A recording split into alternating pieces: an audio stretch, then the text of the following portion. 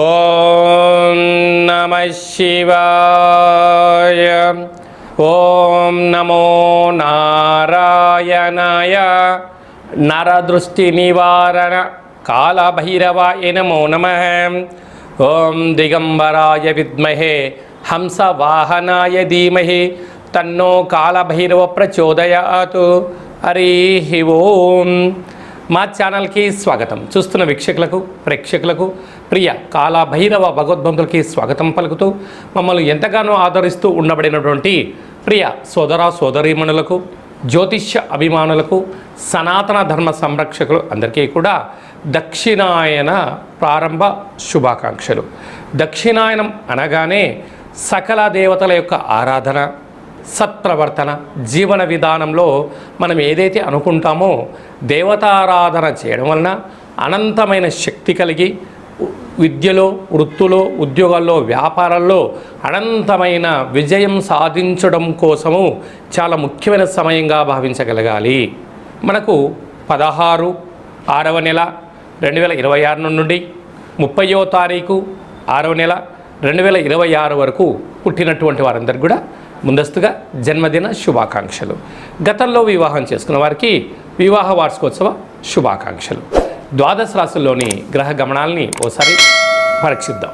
మేషరాశిలో కుజుడు స్వక్షత్రకారకుడు, మిథున రాశిలో బుధాదిత్య రాజయోగం, రవి మరియు బుధుడు స్వక్షత్రకారకుడు, కర్కాటక రాశిలో 12 సంవత్సరాల తర్వాత దేవగురు బృహస్పతి ఉచ్చస్థితి సంచార స్థితి మరియు శుక్ర సంచార స్థితి, సింహరాశిలో కేతు సంచార స్థితి, కుంభరాశిలో రాహు సంచార స్థితి, మీనరాశిలో విశేషంగా శని భగవానుని సంచార స్థితితో ద్వాదశ రాశుల్లో గ్రహ గమనాలు ఈ విధంగా ఉన్నాయి.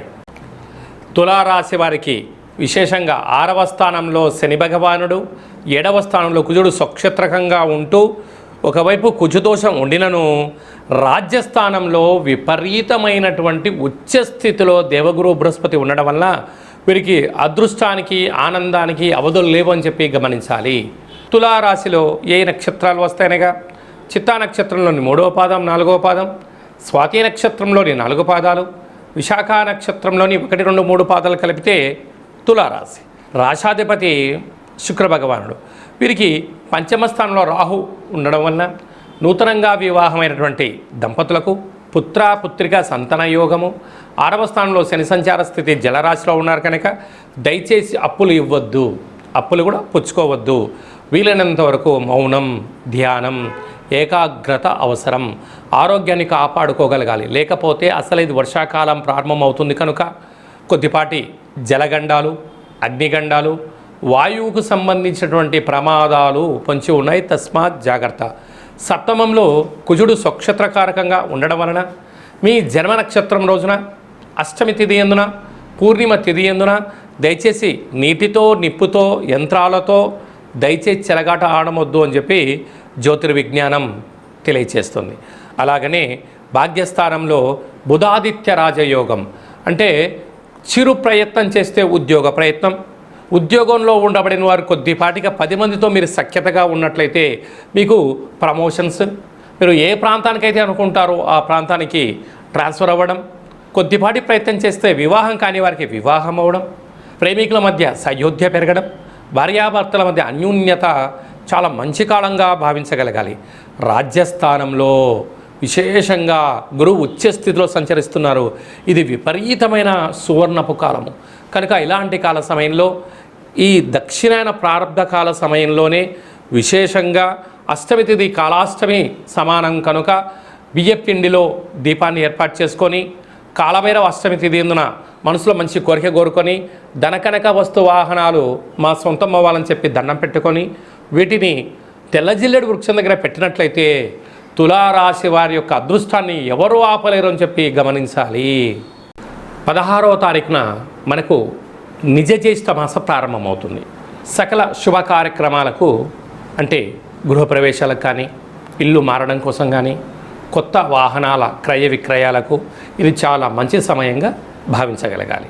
అలాగనే మనకు 22వ తారీఖు నుంచి దక్షిణాయన పుణ్యకాల ప్రారంభము.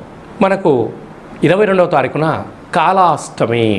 కాళభైరవ స్వామి స్మరణ ధ్యానం వలన సకల అష్ట కష్టాలు కూడా సంపూర్ణంగా తొలగిపోతాయి. 27వ తారీఖున శనివారం రోజు శని త్రయోదశి. శని భగవాన్ యొక్క స్మరణ ధ్యానం వలన అఖండమైనటువంటి అష్ట కష్టాలన్నీ తొలగిపోయి అష్ట ఐశ్వర్యాలతో భోగభాగ్యాలతో ఏకచక్రే మహాభోగి యోగతత్వము కలుగుతుందని చెప్పి కూడా గమనించాలి. మనకు 29వ తారీఖున జ్యేష్ఠమాస శుక్లపక్ష పూర్ణిమ. జ్యేష్ఠ పూర్ణిమ సందర్భంగా వెంకటేశ్వర స్వామి యొక్క దర్శనం, సకల దేవత దర్శనం వల్ల సకల ఐశ్వర్యం కలుగుతుంది అని చెప్పి గమనించాలి. అలాగనే మీ వ్యక్తిగత జాతకం తెలుసుకోవాలనుకుంటున్నారా? మీ యొక్క పేరు, పుట్టినటువంటి తేదీ, నెల, సంవత్సరం, పుట్టిన సమయం రాసి వాట్సాప్లో మీరు పంపించగలిగినట్లయితే 100 సంవత్సరాల జాతకాన్ని రాసి పంపించి మీరు పుట్టినప్పుడు గ్రహ గమనాలు ఎలా ఉన్నాయి, ప్రస్తుతం ఎలా ఉంటున్నాయి, భవిష్యత్తులో ఎలా ఉండబోతున్నాయో సవివరంగా సంపూర్ణంగా తెలియజేయడం జరుగుతుందని చెప్పి గమనించాలి.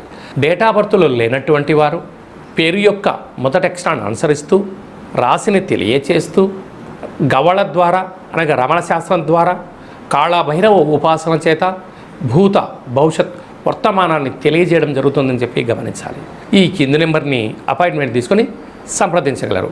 అందరికీ ఈ దక్షిణాయన పుణ్యకాలంలో అఖండ ఆయురారోగ్యాల చేత సకల అష్టకష్టాలకు స్వస్తి పలికి అత్యున్నతమైనటువంటి జీవన ప్రయాణ గమనాలలో విజయాన్ని సాధించాలని మనసారా కాళభైరవ స్వామివారిని వేడుకుందాం.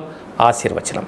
శతమానం భవతు శతాయు పురుష సతేంద్రియ ఆయుష్యేవేంద్రియే ప్రతిష్టతి. ధనం ధాన్యం బహుపుత్రలాభం శత సంవత్సరం దీర్ఘమాయు. సర్వే జనా సుఖినో భవంతు. లోకా సమస్తా సుఖినో భవంతు. సర్వం కాళభైరవ దేవతార్పణమస్తు. హరి ఓం. ఈ వీడియో మీకు నచ్చినట్టయితే ఈ యొక్క వీడియోను లైక్ చేయండి, షేర్ చేయండి, మా ఛానల్ని సబ్స్క్రైబ్ చేయండి. ఆధ్యాత్మికమైనటువంటి భక్తి సమాచారం కోసం అందరికన్నా ముందుగా మీరు తెలుసుకోవాలి, వినాలి అనుకుంటున్నట్టయితే గంట సింబల్ ప్రెస్ చేసి ఆలన్ బటన్ కూడా ప్రెస్ చేయండి. ఈ భక్తి సమాచారాన్ని భగవద్బంధులకు, మిత్రులకు, స్నేహితులకు చేరవేసి హిందూ ధర్మాన్ని కాపాడండి.